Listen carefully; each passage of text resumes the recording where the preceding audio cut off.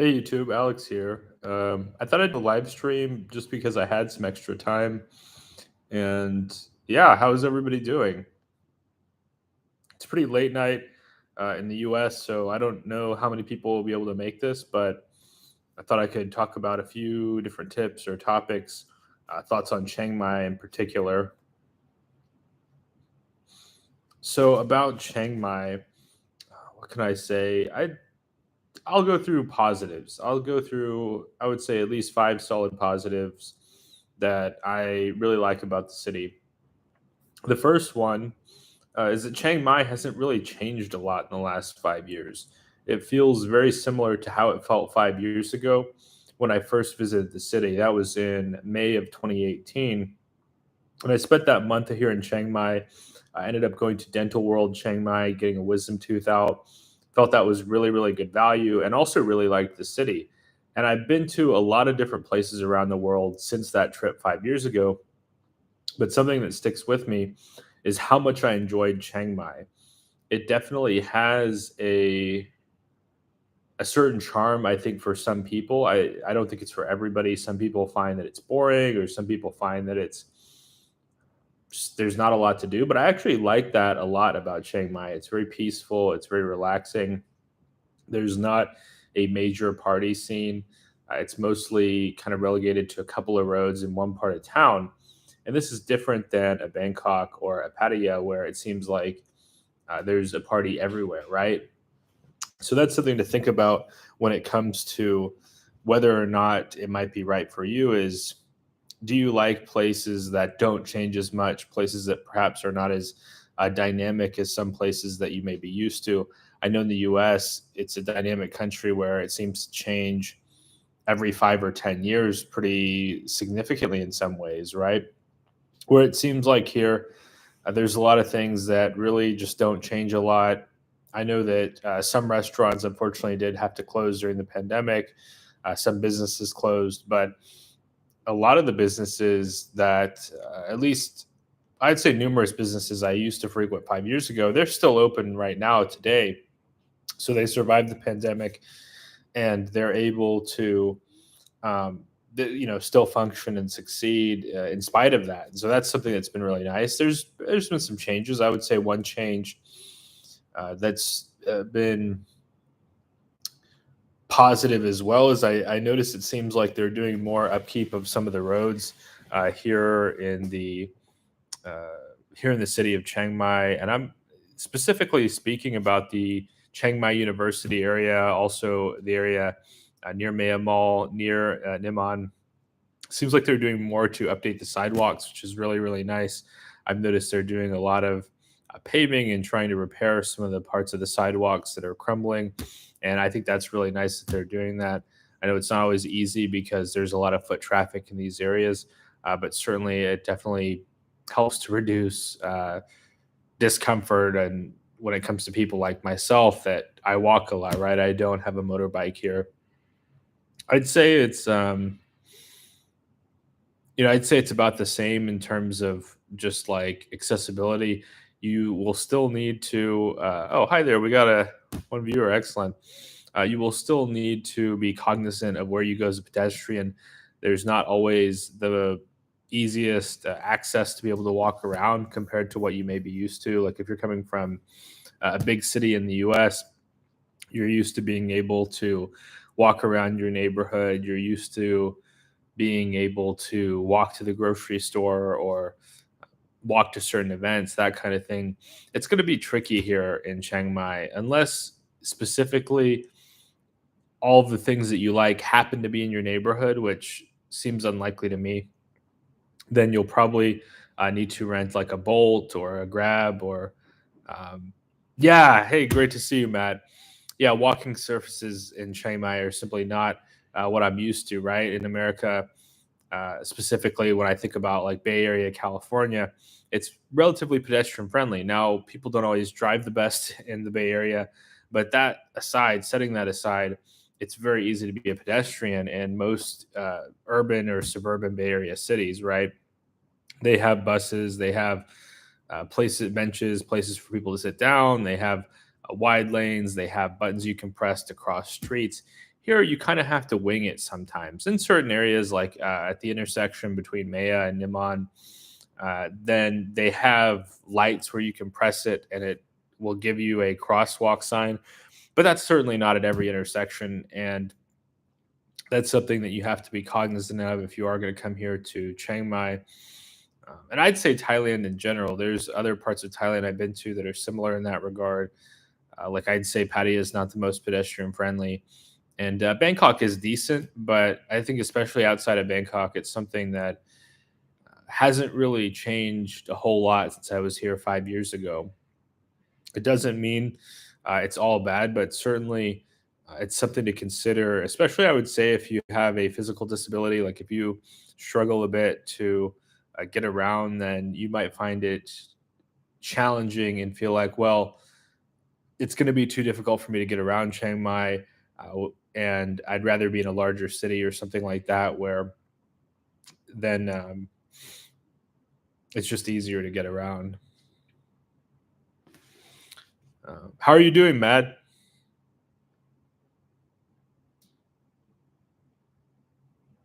We got another viewer. Great to see you. I thought I'd just Chiang Mai. What else about Chiang Mai? It's definitely taken some adjusting for me. Oh, great to hear that, Matt. Glad to hear you're doing well. I would say another thing that's taken a lot of adjusting for me is the pace. Right, I'm coming here from, like I said, Northern California, which is a very fast paced place to live. People are working very hard, working long hours. Um, it's really a go kind of a place to live. And being here in Chiang Mai, it's just so much slower than that. It's even slower than compared to Bangkok. So something I've had to adjust to that is ultimately, I think, good for my health is understanding that most people here are not in a hurry. Now, I do encounter this with some foreigners, especially people who have, I assume, just gotten here, where they'll walk really fast and they'll walk around you really quick. And I was guilty of that too when I first got here. But since I've been here now for about, I'd say about 6 weeks, then I've slowed down my walking a lot. I've accepted, hey, if I'm going to be in a hurry, then maybe I just need to restructure my schedule, which I do have that flexibility here, which I really like. As an example, if there's a certain thing I want to do, but I'm not sure if I have enough time to do it before I need to move on to something else, I might just skip it, right? Where that's not really as often doable back home in the US. It seems like if you want to get certain things done, there's it's much more deadline oriented. Where here, certain things are, I don't know, people could just trust each other more easily here in Thailand than in the US. And that's something else that hasn't really changed in Chiang Mai is that, something that really shocked me that might shock you if you come here is that to reserve a table, like if people are at the mall and they want to reserve a table for them and then themselves and their friends to sit down and eat, then they'll just put their wallet on the table or they'll put their backpack on the table and everybody else sees, oh, somebody's claimed that. Now, on one hand, I think it could be not the most expedient or fair, right? Because there's a limited number of tables. People are already struggling to find a table at peak hours. But on the other hand, it's nice that people can trust each other so much that they're willing to leave a wallet or some other kind of valuable out and having the belief that nothing will happen to it. Nobody will take it. So that's something that I really like about Chiang Mai. It generally feels like a high trust city to live in, and that you don't have to worry to the same extent you do in the US about petty crime, about robbery. Alongside that, something that I noticed hasn't changed, it's still a very safe city to walk around at nighttime. That's something that's not the case about. Um,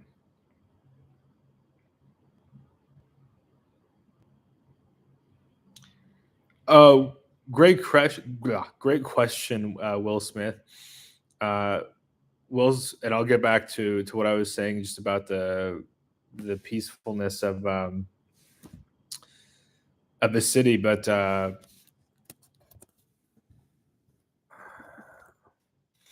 Are you hi? Will Smith says, "Hi, Alex. Are you working there at the moment, or just on like an extended vacation to see how you like it there?" I would say more extended vacation. I'm doing some studying online, studying computer science online, researching some courses that I'd like to take, some certifications I've thought about getting. But uh, yeah, I kind of so it's kind of work or it's kind of a vacation and kind of study as well. But no, I don't have a job here in Chiang Mai. I'm on an education visa, so I think that to get a job here, I'd have to pivot to a visa that allows for a work permit, maybe like a business visa, and I think that's doable. But I don't know that I will stay here after next summer when my visa runs out. So my visa is extendable through next July, I think late June. I'm thinking about going to Vietnam next, and so I'm trying to determine, do I want to stay in Vietnam for 30 days or 90 days, and that would be in April. That would be in April. Well, April or somewhere between April and July. It kind of depends on how long I want to extend my trip out. I do plan to leave Chiang Mai specifically in March. So my lease here in Chiang Mai is up in March. And I'm thinking from there, I'm looking at Hua Hin. I'm not sure if you've heard of Hua Hin, Will, but it's a really nice beach town. Um, in Thailand. Matt says go to Dalat. You know, that's a great idea, Matt. I think what I'm going to try to do is I'm going to try to fly from Chiang Mai, or I may be in Bangkok actually by the time I'm ready to leave Thailand, but fly to Hanoi and then work my way south. And so hit a bunch of the beach cities. But yeah, I'll definitely make a note to check out Dalat in Vietnam.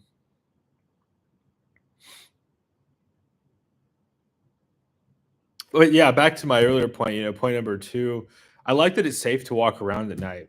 I noticed in the time I lived in the Bay Area from like 2018 off and on until um, earlier this year, that it went from feeling, fairly safe to walk around at night to feeling fairly sketchy at night, right? It got to the point where, um, what's it called? I don't know. You just see kind of sketchy characters out. I got my car broken into 2 weeks before I moved away, and that individual like left some stinky clothes in my car, which was really gross. And they got my credit card and made a bunch of fraudulent transactions, and that was a really big mess. And you just don't feel that here in Chiang Mai, right? I don't ever see people um, whacked out on the street here in Chiang Mai. I don't see people breaking into cars. I don't see people living in tents on, it's just, yeah, it's just wonderful to be in a city that is safe and you can at any hour walk around. I've walked around at 2, 3 a.m., 4 a.m., 5 a.m. here in Chiang Mai on this trip, and no issues at all. Of course, services are less easily accessible late at night, as you'd expect, but it's not because of crime. It's just people got to go to bed and sleep, right?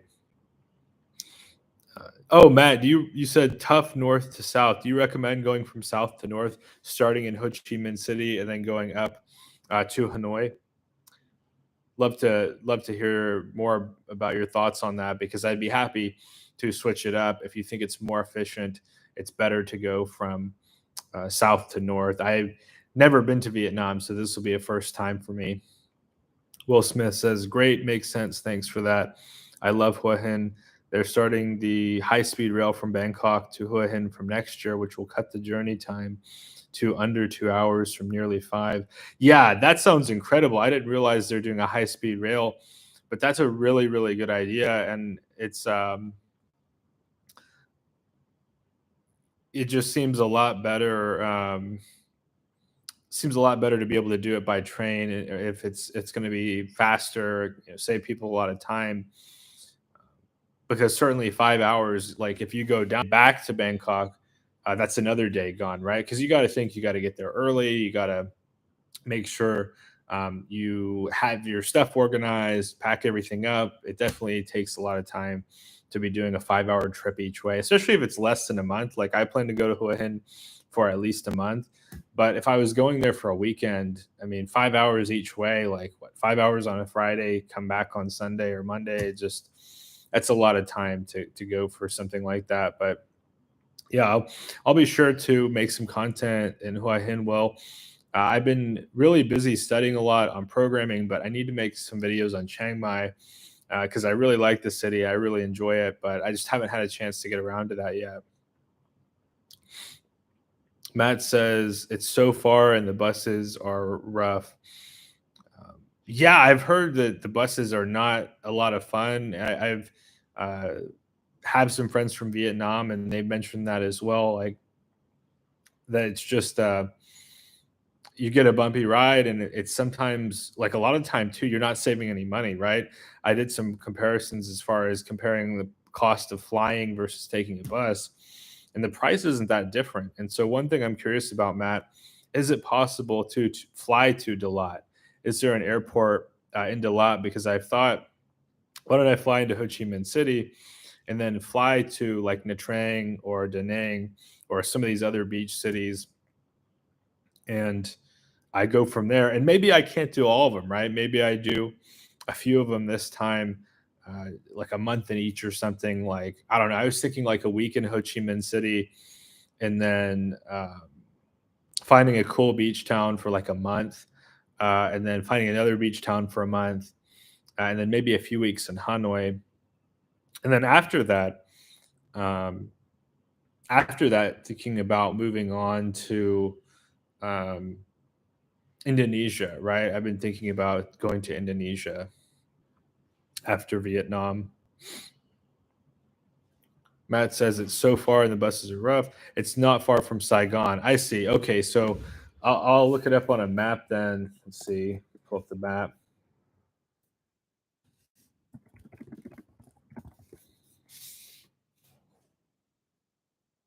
Oh, it's about 6 hours. I see. So, yeah, that's still a long bus ride, right? 6 hours, except it's not so far you necessarily want to fly.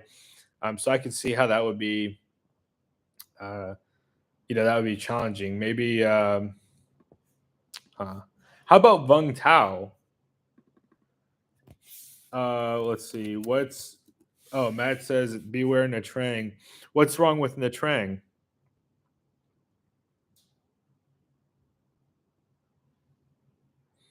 Is it very touristy, Matt?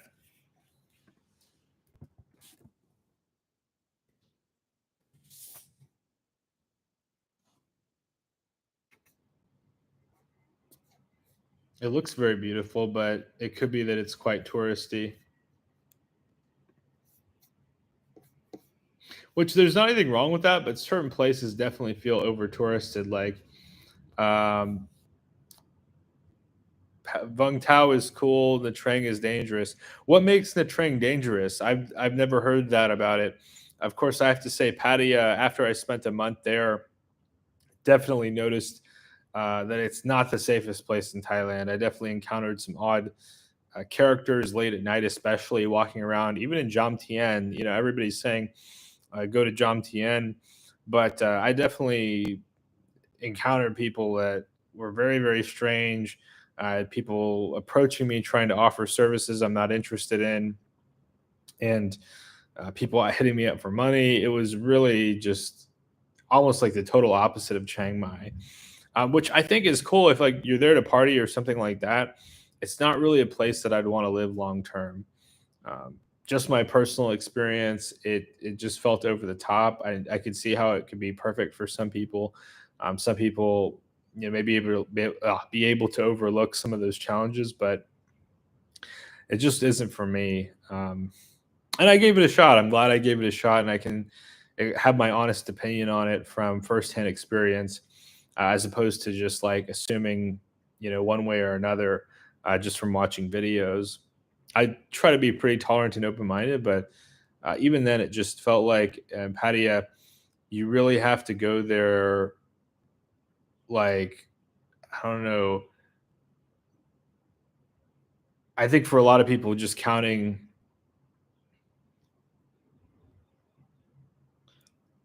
Yeah, yeah, you totally get it, Matt. Yeah, I had some people like approaching me where I'm like, "Don't talk to me." Like, I'm used to San Francisco where if somebody approaches you on the street and it's a stranger, they're gonna ask you for money.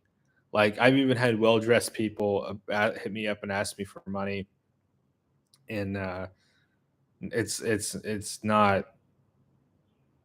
No, I've lived in too many big cities and spent too much time in big cities to be falling for that kind of thing. But yeah, Matt says snatch and grab into Trang. Yeah, I've got to be careful with that because I don't want to have to replace expensive electronics, right? Like my laptop or even my cell phone. Of course, I have a cheaper iPhone, but still, even being a cheap iPhone, the SE model, um, some people still might want to take it. But yeah, I'll definitely be careful if I end up in the Trang about snatch and grab, and I'll do more research as well because I don't want to be a victim of crime.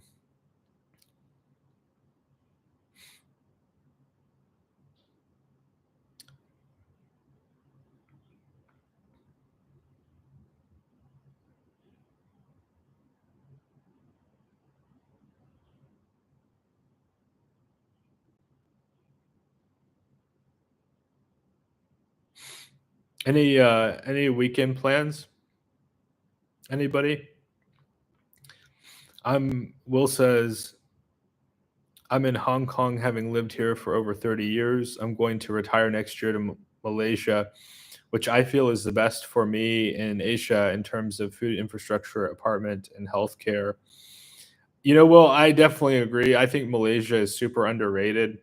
I think a lot of people, um, they think about like the having fun aspect of being retired, and I think that's what attracts so many people to Thailand, also to the Philippines. But I think if you want a honestly like a more predictable or organized experience, I really like Malaysia. Like I felt when I was in Malaysia, wow, this is very calm. This is very similar to some of the things that I like about the US and about similar kind of countries influenced by the UK or Great Britain. It was so refreshing to have a certain level of order that I feel like some other perhaps countries that are not as aligned with my home country, the United States. Um, yeah, I really liked it. I really liked Malaysia when I visited there. I think you're gonna love it. You're gonna have a great time. I'd like to go back to Malaysia at some point. I'm currently in a mode where I'm trying to check out new places, but it's definitely on my list, high up there because it's so convenient, right? I've especially Kuala Lumpur, and I haven't spent time much really outside of Kuala Lumpur in Malaysia. I've heard Penang is awesome. I've heard also Malacca is really cool. Actually, one of my friends is from Penang, and he grew up in KL, and he's told me a lot about just how nice of a city Penang is, and so I think you'll really enjoy it. I like that English is spoken there, right? It definitely. I think a lot of people when they think about the language barrier, they're pointing at the Philippines, like, oh, hey, if you want to speak English, go to the Philippines because everybody there or many people there speaks English. But I think they often overlook Singapore due to high costs, right? Singapore is an expensive country, but they don't think about Malaysia, where I got around with English a whole lot in Malaysia, and I think that's something that I just think it's a really underrated aspect. Also, the food I really liked. If you're somebody like you're in Hong Kong, where it's an international city, and you have a lot of options, a big variety of food choices, then certain places, especially like remote places, they're not going to offer what you're used to, right? Where if you're in a large urban area in Malaysia, you're going to have great food options, right? um, Infrastructure as well. I noticed, at least in my experience in KL, the roads were well maintained.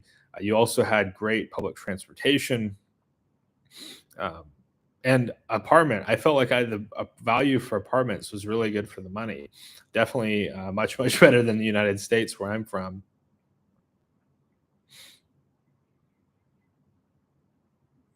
Matt asks, "Do you have a dual SIM card phone?" I think I can do an eSIM and a regular. I think I have a dual SIM. I'm not sure, Matt. Can you elaborate more on that, please? Will says, "I was looking at KL or Penang, but ultimately I decided on Cameron Highlands. Can get a nice 1,500 square foot apartment for 300 a month there, believe it or not, and uh, no aircon required year round." That's a really good price because I had a really tiny place in Pattaya for basically after I paid their insane electric bill, which I've learned to avoid in the future. I was paying close to that. So, and that's not too far off from what I pay in Chiang Mai, and that's a really reasonable price. I'm gonna have to look into the Cameron Highlands. I've nobody's ever mentioned that to me, but I've definitely want to consider all the options out there. Oh, I see. So it's near Ipoh.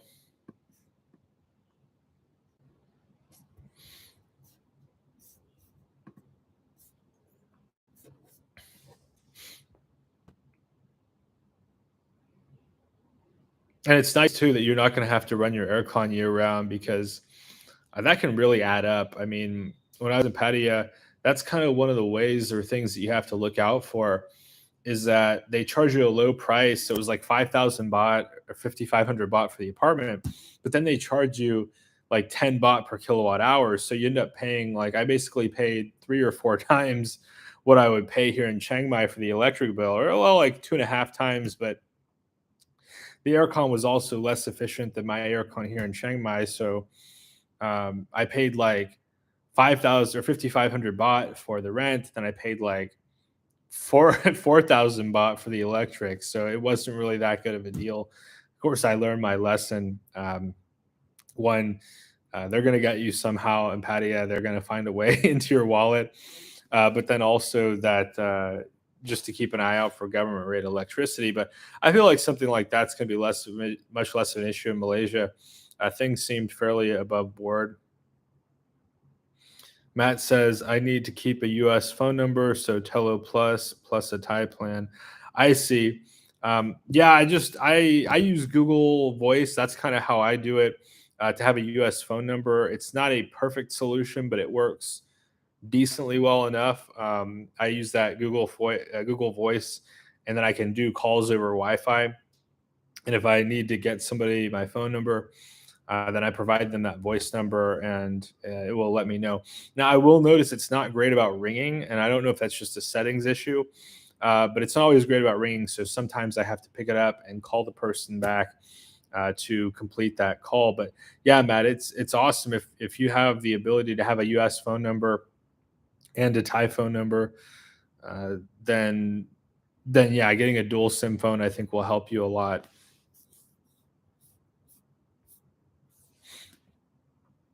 But yeah, any weekend plans, guys? I think I'm going to be wrapping the stream up shortly, just because I have some stuff that I need to get to before much longer in the day. But yeah, glad. Thank you so much for watching. I wasn't sure because it's so late night in America right now. I wasn't sure how many of my subscribers were perhaps in Europe or other parts of Asia. So it's great to have some folks to chat with.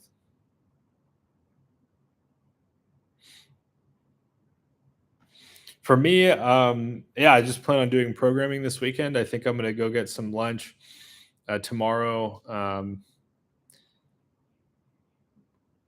maybe with a friend. I don't know if a friend of mine. He's been sick recently, but I think he's wanting to meet up and hang out. We haven't hung out in about I don't know, I'd say about a month. So it'd be nice to catch up with him. Will says most places have no aircon as it doesn't get above 24 or below 12 as its elevation is famous for tea plantations.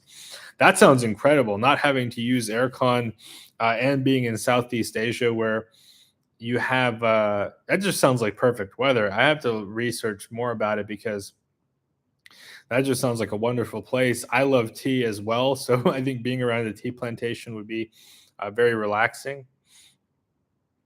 Matt says, painting my house. Have a good day.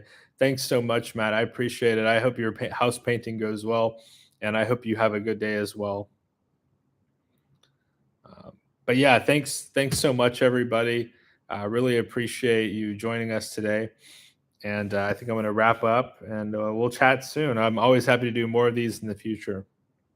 All right, bye bye.